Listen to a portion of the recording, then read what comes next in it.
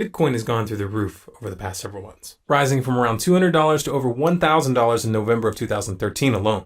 This is obviously a speculative bubble, and like all bubbles, it will pop. Anybody who has any economic sense at all can see that.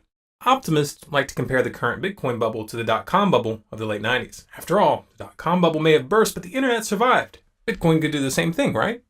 On the surface, this sounds like a reasonable comparison. However, there's a variable in this equation that almost no one is talking about. Bitcoin has a fundamental design flaw, and fixing that design flaw will require completely changing the way the Bitcoin network operates. In its current form, the Bitcoin system is able to facilitate transactions without a centralized database by requiring each client on the network to download a copy of the blockchain. What's the blockchain? The blockchain is a record of every transaction ever made using Bitcoin from 2009 to present. With every transaction, this file gets bigger. At first, the file size was negligible. It stayed below 1 gigabyte until mid-2012. However, with increased interest in the currency, the blockchain began to grow exponentially. By September of 2012, it had jumped to 2 gigabytes. In September of 2013, just 1 year later, the file was over 9 gigabytes, and by the end of November, it had passed 11 gigabytes.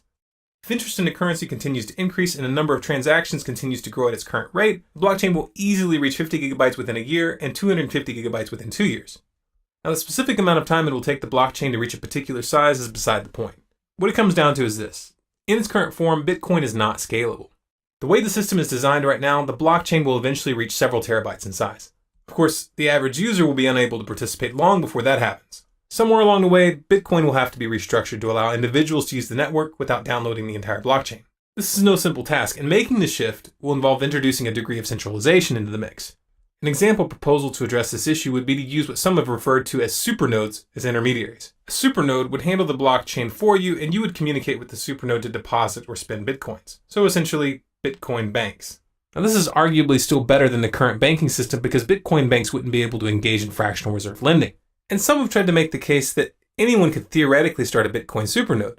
However, given the fact that the blockchain is designed to keep growing and growing, these supernode operations would eventually require massive arrays of servers and storage space with industrial-grade electrical and internet connections. This is not the kind of thing you would run out of your garage. These would be more like modern-day server companies, and such facilities would be easy to bring under regulatory control. Once that happens, Bitcoin will no longer be outside the system as it is now. Maybe that wouldn't be such a big deal if it weren't for the fact that one of the major reasons that people are buying Bitcoin is to bypass the system. That means its value cannot be separated from its form. We know that that form is going to change. We know that Bitcoin is going to have to be restructured, but no one knows how the Bitcoin of the future will work, not even the developers themselves, because by their own admission, they haven't decided on a solution. What's the takeaway here? Don't treat Bitcoins as a stable, long-term investment, because it's not. In the short term, if you own a lot of Bitcoins, you're probably feeling pretty wealthy right now. Good for you. Just make sure you're treating this like a day trader in the stock market who's holding a very volatile commodity. If you sell at the right time, you might make a lot of money. However, those who get blinded by their ideological attachment to the currency are likely to lose their shirts. For more videos like this, subscribe to Storm Clouds Gathering on YouTube. For updates, bonus content, and to influence future videos, follow us on Facebook at facebook.com/stormcloudsgathering. Our Twitter handle is Collapse Updates, and our website is stormcloudsgathering.com.